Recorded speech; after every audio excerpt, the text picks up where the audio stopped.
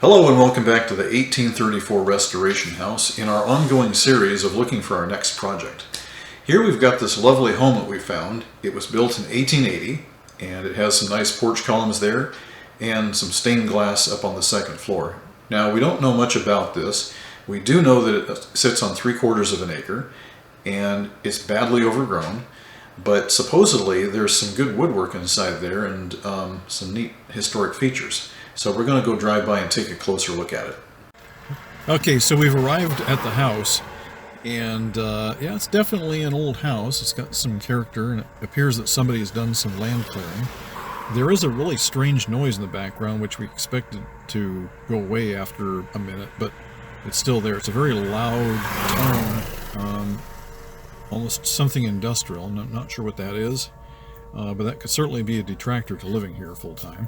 Because this house is lived in, we're going to respect their privacy and we'll just drive around the back side of the property.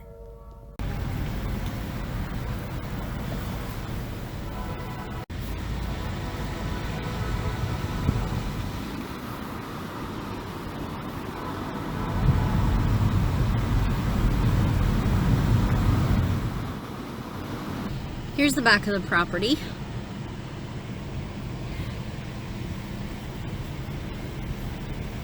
So what did you think of it?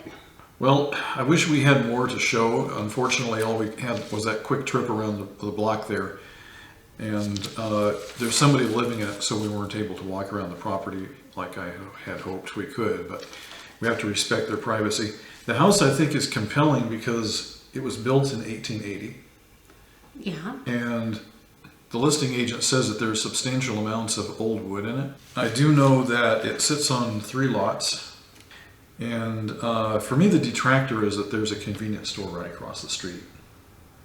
Yes. A very busy convenience store. Yes, it was very busy. That is a detractor. And there's a train nearby too.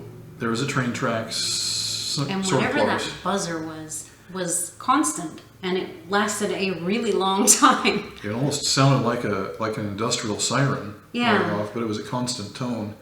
The outside of the house looked like it was in pretty good condition. Just the yard looked like overgrowth, and the fence was a mess. Yeah. But it needs a good deal of site work just to get the place cleaned up. yeah, but the house itself on the outside looked pretty good. Yeah. So I don't know that there would be much to do, but if the outside of the yard is any indication on what's on the inside, it might need a lot of work inside. That's true. That's true. You know, the realtors say that curb appeal is everything, so the inside could be in pretty rough condition. Yeah. But maybe it's not. We really don't know until we go in with a realtor, but I think I'm intrigued enough to maybe go do it. To go look at it? Maybe. Yeah, I think so. Okay.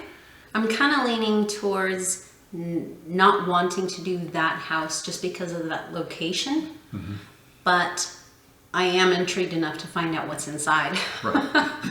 I want to know how bad it is or how good it is. Yeah, and the other thing is that if the house is worthy of restoration, maybe it's worth the time and the effort to restore it so that somebody else could enjoy it. Yeah, and fixing up the yard, maybe the rest of the neighborhood would start prettying it up more so than what they've got already. That does happen sometimes. It would be nice. That would be nice. One person does a really nice yard, and pretty soon a couple of neighbors do the same thing, and then next thing you know, the neighborhood is looking good. So Yeah. who knows? It might happen. So anyway, that's what we think. What do you guys think? Should we take a deeper look, or should we run away? Good question. Here we found this charming old house that appears to be from the 1920s. There are some interior pictures of it that show some interior details, which I'll share here as I'm talking. Now, the house definitely has some character, and it could be a good restoration project. So we're going to go drive over and take a look at it. We're taking you with us. So we've arrived at the house. It's a really charming looking house. The setting is a little bit odd because on the back side of this there's a commercial strip and a whole bunch of auto repair businesses. So there could be some potential noise there. I don't know what it would be like trying to resell a house like this, but I mean, looking at this thing, it's gorgeous.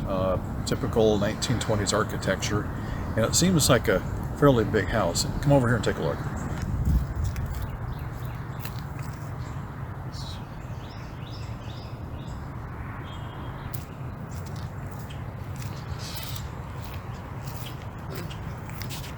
Here we have classic bungalow tapered columns.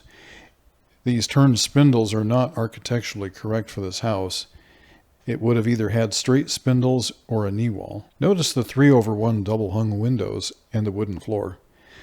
I believe that the door isn't original because bungalow house doors were characterized by 6 lights up high with a dentil shelf below and solid wood panels the rest of the way to the bottom. Most of these houses were equipped with built-in cabinets on both sides of the fireplace, often with leaded glass doors. On the floor at the transition between the 2 rooms is a flat piece of knotty pine, which makes me think that the opening was enlarged at some point. The dormer at the top of the house is reached through the attic and really doesn't seem to serve much of a function except for decoration. Well, I thought the house was really neat looking from the outside. I did too. It was very intriguing. I wanted to see what else was there. Yeah, fortunately we were able to get some pictures of this one, and you saw them just a few moments ago. Yeah. The house, to me, feels like it has not been renovated recently, which is good because it has more features intact. Although we didn't show it in the pictures, but somebody had attempted to put down one of those laminate vinyl floors, I think they call it, that gray stuff that everybody's putting down now. And it looked absolutely terrible, but it's there and could be easily torn out. Yeah. What are your thoughts? Somebody did come along and clean up the yard. All of the debris and stuff that was around it isn't there anymore. They did clean it up really well. Yeah, they took everything. I mean, they completely cleared that site. There is nothing left on that site except the house. So Yeah. kudos to them for doing that. Yeah. It made it look a lot nicer that way. Yeah. The lot we did discover is a narrow lot though. It's long and narrow. So there's not much side space, but hopefully there would be enough that we could maybe build a single car garage or something in the back because it doesn't have a garage. So Right. we need a workshop. The irony of it is that there's so much empty space around that house because of empty lots and whatnot, but those lots belong to other people, so Yeah. we wouldn't be able to utilize that. The houses nearby, they're all of a similar style and vintage, so it appears that maybe the same builder might have built all of those as part of a subdivision back in the day, and I don't know, maybe some of the houses got torn down from dereliction or neglect or whatever. The price that they're asking for this thing is somewhat reasonable at first glance, but we found out that there's a huge, and I mean huge, amount of wiggle room there between what the current owner paid for it and what they're asking for it. And they've only had it for just, a couple months. Yeah, behind it, there was an auto repair shop, and there's a really busy road on the other side of that auto shop. So it is close to a lot of traffic. You can get in and out easily, but you're also going to hear the noise throughout the entire day, night, Yeah, we heard it. and anytime We in heard between. quite a bit. You probably did too on the recordings that we made. Yeah, there's a lot of traffic there. Yeah. So So- those two things are a downside. There was not too many houses over there, so it's not like it was a neighborhood. It might be harder to sell for that point. One thing that's kind of funny about this house is if you look back in the pictures, you'll see that there's a fireplace in the living room. Just this really nice fireplace and everything. It looks cozy and everything, but you go outside and, oh, look at that. There's no chimney. The top of the chimney is The missing. top of the chimney is missing. So somebody took the chimney top off and then roofed over it. And speaking of roof, we noticed that there's some roof sag going on. Yeah. It looks like the substructure maybe isn't quite strong enough and it's been allowed to sag down. So that probably would That need would to be be the first thing. Yeah. So do you think you would want to do this one? I think it's in good enough shape. It's not derelict. It's certainly livable, I believe. It has somewhat of a kitchen there and a bathroom is in place. Yeah.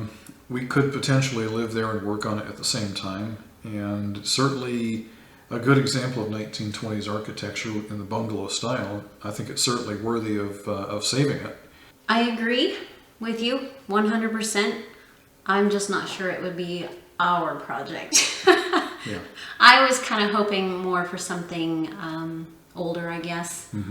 I like the Victorian more, or the older farmhouses, or something that had more like 1800s.